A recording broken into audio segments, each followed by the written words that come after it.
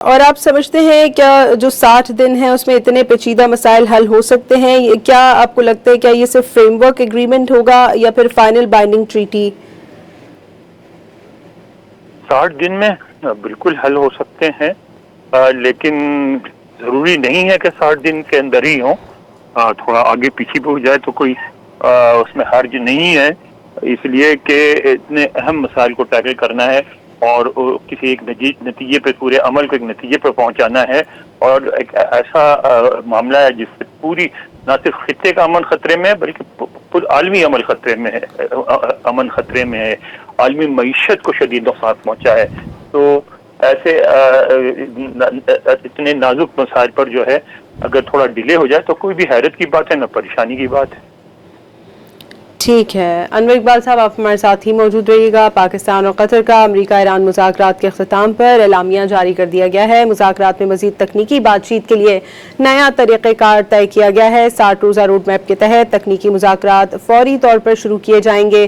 امریکہ ایران نے اعلیٰ سطح کی کمیٹی قائم کرنے پر اتفاق کر لیا ہے. فریقین کے درمیان غلط فہمیوں سے بچنے کے لیے مواصلاتی لائن قائم کر لی گئی ہے. پاکستان کی میزبانی میں امریکہ اور ایران کے درمیان مذاکرات کا مشترکہ اعلامیہ جاری کر دیا گیا ہے. آپ کو یہ بتائیں کہ امریکہ اور ایران کے درمیان تکنیکی مذاکرات فوری طور پر شروع ہوں گے. 60 روز میں حتمی معاہدے پر پہنچنے کے لیے روڈ میپ بنایا جائے گا. امریکہ ایران نے اعلیٰ سطح کی کمیٹی قائم کرنے پر اتفاق کر لیا ہے. فریقین کے درمیان غلط فہمیوں سے بچنے کے لیے مواصلاتی لائن قائم کر لی گئی ہے. آبنۂ حرمت سے تجارتی جہازوں کی محفوظ آمد و رفت کو یقینی بنانے پر اتفاق کیا گیا ہے، جبکہ تنازعات سے بچنے کے لیے سیل قائم کیا گیا ہے. فریقین ثالث ممالک اور لبنان شامل ہوں گے. اعلامیے میں امریکہ اور ایران کی مثبت کوششوں کو سراہا گیا ہے.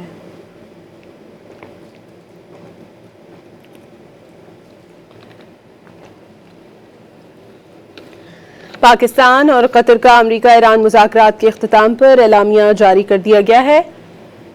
مذاکرات میں مزید تکنیکی بات چیت کے لیے نیا طریقہ کار طے کیا گیا ہے. 60 روزہ روڈ میپ کے تحت تکنیکی مذاکرات فوری طور پر شروع کیے جائیں گے. امریکہ ایران نے اعلیٰ سطح کی کمیٹی قائم کرنے پر اتفاق کر لیا ہے. فریقین کے درمیان غلط فہمیوں سے بچنے کے لیے مواصلاتی لائن قائم کر لی گئی ہے. آبنائے حرمت سے تجارتی جہازوں کی محفوظ آمد و رفت یقینی بنانے پر اتفاق کیا گیا ہے. تنازعات سے بچنے کے لیے سیل قائم کیا گیا ہے. فریقین ثالث ممالک اور لبنان اس میں شامل ہوں گے. اعلامیے میں امریکہ اور ایران کی مثبت کوششوں کو بھی سراہا گیا ہے.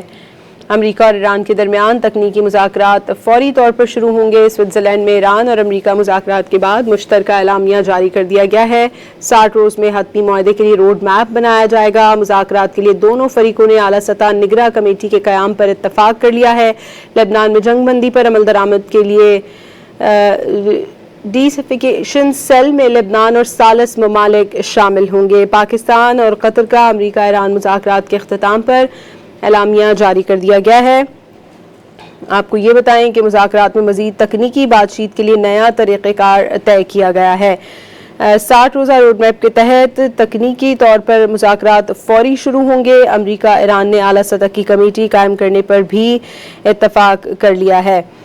تنازعات سے بچنے کے لیے سیل قائم کیا گیا ہے. آبنائے حرمت سے تجارتی جہازوں کی محفوظ آمد و رفت یقینی بنانے پر بھی اتفاق کیا گیا ہے. اعلامیے میں امریکہ اور ایران کی مثبت کوششوں کو سراہا گیا ہے. پاکستان اور قطر کا امریکہ ایران مذاکرات کے اختتام پر مشترکہ اعلامیہ جاری کر دیا گیا ہے. مذاکرات میں مزید تکنیکی بات چیت کے لیے نیا طریقہ کار طے کیا گیا ہے. 60 روزہ روڈ میپ کے تحت تکنیکی مذاکرات فوری طور پر شروع کیے جائیں گے.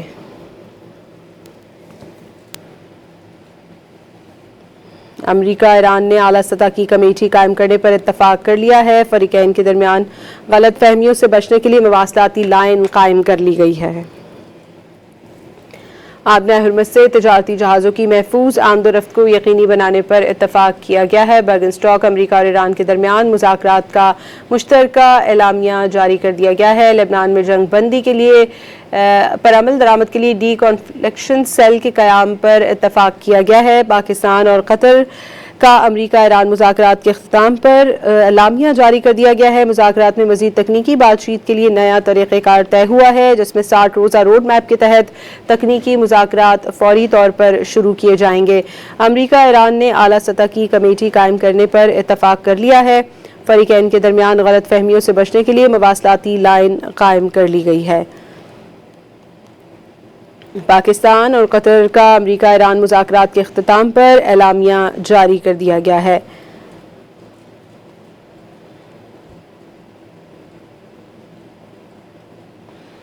مذاکرات میں مزید تکنیکی بات چیت کے لیے نیا طریقہ کار طے کیا گیا ہے۔ 60 روزہ روڈ میپ کے تحت تکنیکی مذاکرات فوری طور پر شروع کیے جائیں گے۔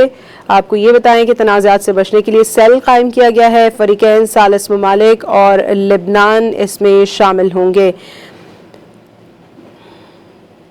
اسی پر مزید بات کریں گے، ہمیں جوائن کیا ہے انور اقبال صاحب نے۔ انور صاحب بتائیے گا، کیا 60 دن کافی ہیں political issues plus technical issues کو حل کرنے کے لیے؟ بالکل ہے، لیکن ان کا کافی ہونا یعنی 60 دن میں ہی حل ہونا ضروری نہیں ہے، بعد میں بھی حل اگر تھوڑا ڈیلے ہو جائے تو کوئی حل نہیں ہے۔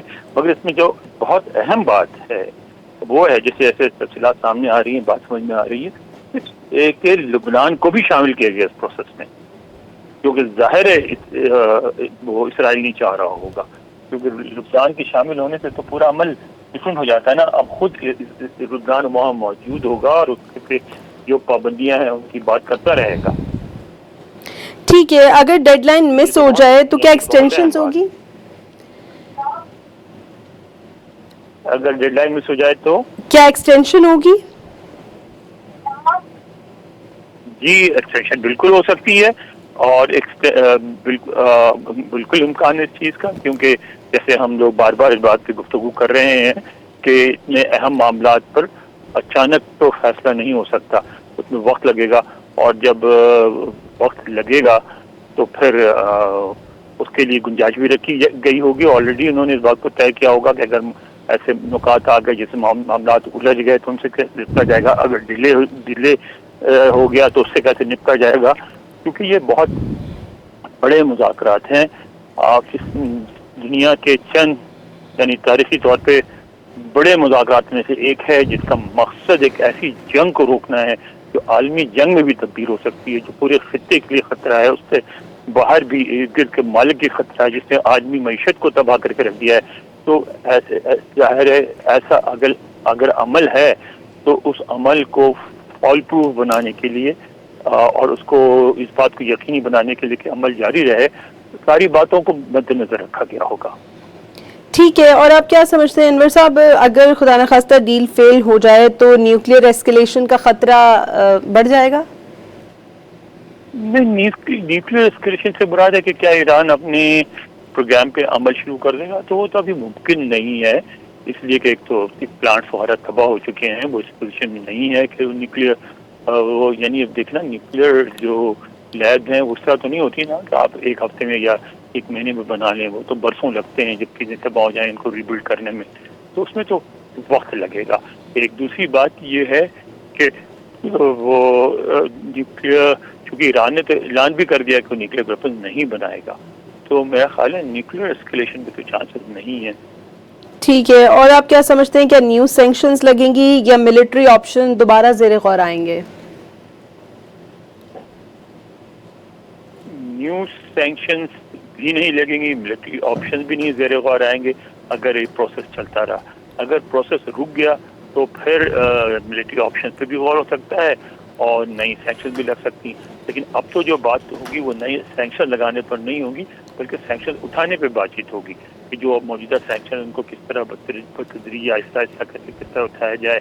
ایران کی جو ریکنسٹرکشن ہے اس میں بھی شامل ہے پوائنٹ، ریکنسٹرکشن کا کام کس طرح ہو، کیسے وہ آگے بڑھے، یہ سارے نکات شامل ہیں۔ ٹھیک ہے، اور آپ کیا سمجھتے ہیں اگر 60 دن میں معاہدہ نہیں ہو سکا تو کیا متبادل حکمت عملی موجود ہے، اور کیا جو تکنیکی مذاکرات ہیں سیاسی قیادت کے فیصلوں کو متاثر کر سکتے ہیں؟ دیکھیں، پہلے تو ظاہر ہے کہ ایک بالکل حکمت عملی موجود ہے جس کی وجہ سے یہ اعلامیہ جاری ہوا۔ اگر حکمت عملی نہیں ہوتی، یہ اسی حکمت عملی کا حصہ ہے، غلط فہمیوں سے بچنے کے لیے مذاکرات کو جاری رکھنے کے لیے اعلامیے کا اعلان کیا گیا ہے. ٹھیک ہے, تو ایک حکمت عملی موجود ہے. اور اس کے بعد آپ کا دوسرا حصہ کیا تھا سوال کا؟ کیا میں نے پوچھا کیا تکنیکی مذاکرات سیاسی قیادت کے فیصلوں کو متاثر کر سکتے ہیں؟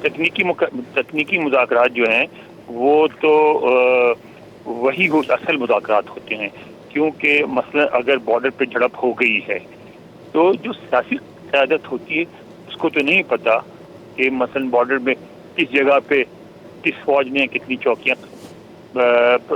میں قبضہ کر لیا ہے, کس فوج نے کہاں پہ سویلینز کے خلاف ایکشن کیا, ان کو کیا نقصان پہنچا ہے, اگر تعمیر نہ ہونی ہے تو کس جگہ پہ کہاں ہونی ہے, کیسے ہونی ہے.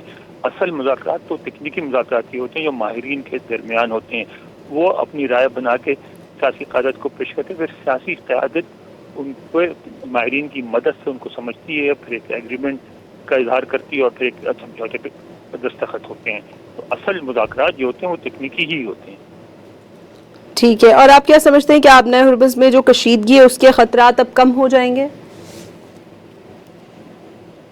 بالکل کم ہونی چاہیے, بالکل کم ہونی چاہیے, کیونکہ میرا خیال ہے آپ دیکھیے گا اس کا فوری نتیجہ یہ ہوگا کہ جو تیل کی قیمتیں مزید نیچے جائیں گی, کیونکہ ایک ٹیسٹ جو ہے وہ جو MOU ہے اس نے ایک ٹیسٹ پاس کر لیا. ٹیسٹ یہ تھا کہ کیا یہ پریشر میں قائم رہے گا یا نہیں, اور پریشر میں قائم رہا آپ کے سامنے, یعنی پریشر بلڈ اپ ہوا اور اس کو انہوں نے اتنی خوبصورتی سے ڈیل کیا, ایک مشترکہ اعلامیہ جاری کیا.